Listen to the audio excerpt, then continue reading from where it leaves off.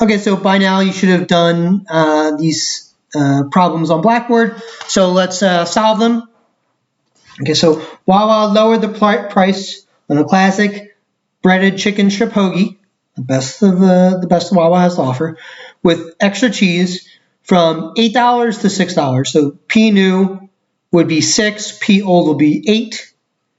Okay, in response, the quantity demanded increased from 15 to 20. So P new would be 20, Q new would be 20, Q old will be 15. Let me pull up the whiteboard. So let's solve this bad boy.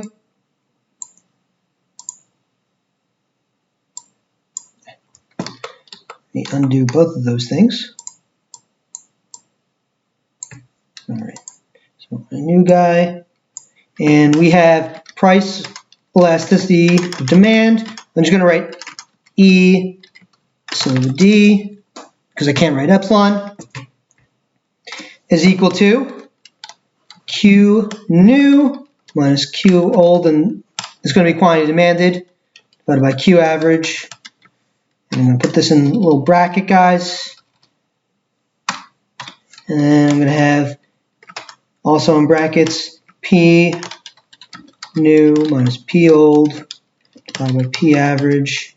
Have that in brackets. Okay. So if you remember your order of operations, we're going to do this grouping first, then the bracketed grouping, and then this grouping and this bracketed grouping. Okay. So epsilon sub D is, so we said quantity went up from 15 to 20. So we have 20 minus 15 divided by the average of 20 and 15, which will be 17.5. Okay. And then that whole thing will be divided by price went from 8 to 6. So you have new is 6, old is 8, divided by the average, which will be 7. Okay. So we have 5 divided by 17.5. That whole thing divided by negative 2 over 7. Okay.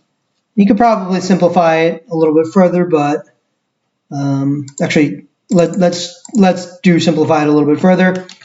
So dividing by a fraction is the same thing as multiplying by its reciprocal. Let me put this in brackets. So you have 5 divided by 17.5 times, now I have 7 divided by negative 2. Okay. Alternatively, you can write 5 times 7, because it's commutative property for addition and multiplication, times negative 17.5 times 2. Okay. So you have epsilon sub D is equal to 5 times 7 is 35. 17.5 times 2 is 35. So epsilon sub D equals 1. And let's say you're not comfortable with the order of operations enough to do that. Well, you could just throw it in the calculator. All right, so 20 minus 15, that's 5. 6 minus 8, that's negative 2. Okay, so you have 5 divided by 17.5, 0.2857. Negative 2 divided by 7 is, where'd it go? Negative 2 divided by 7. Negative 2.857. So you'd have negative 2.857 divided by negative 2.857. So you're going to have negative 1. So yeah, technically this should be negative 1, but we usually take the absolute values. So I'm just going to quote it as 1. Okay.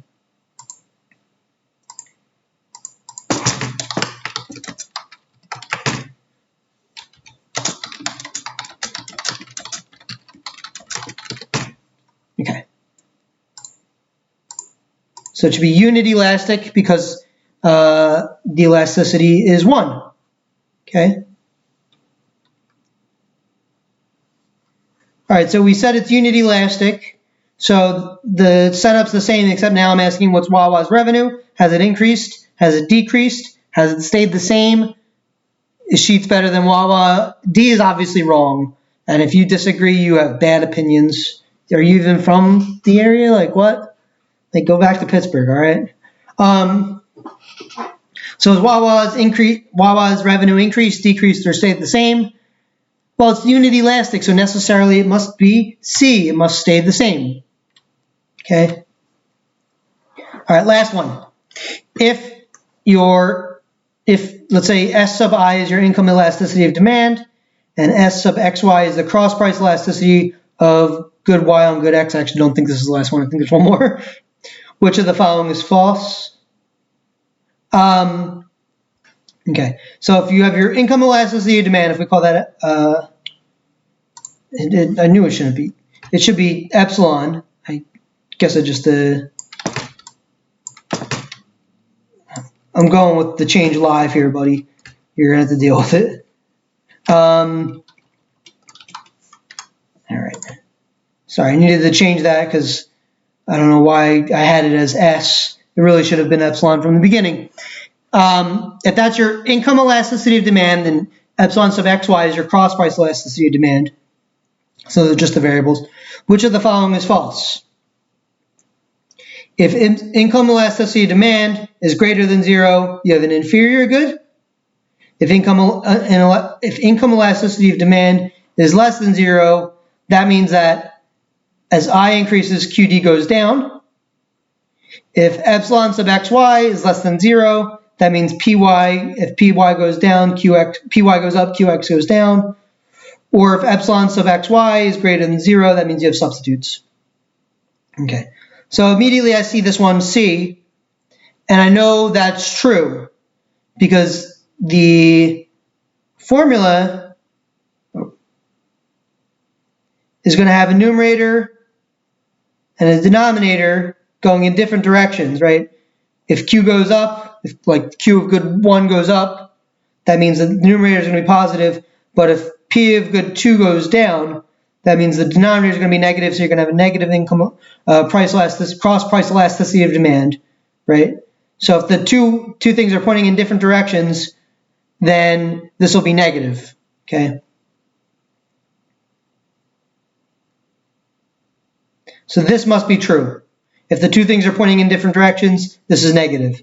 Same thing here. If the two things are pointing in different directions, the income elasticity is going to be negative. So B and C are definitely true. Okay, what about this one here, D? If epsilon sub XY is greater than 0, what does that mean? It means that as price increases, quantity demanded as price of good Y increases, quantity demanded of good X increases. Okay, so if the price of max increases, quantity of del's will increase, quantity demanded of del's will increase. So yeah, you have substitutes. That checks out. So D is true. What about A? A. So necessarily it must be the false one, but let's just go through the logic. Okay, so A is going to be the flip side of this. So income elasticity of demand is greater than 0. That means that as I increases, QD must increase now, right? So if income elasticity of demand is greater than 0, that means as income increases, quantity demanded increases. So what does that mean? It means you have a normal good. The more the more money you make, the more you consume that good. That's a normal good. So yes, A is definitely false. All right. So that wraps up the elasticity portion of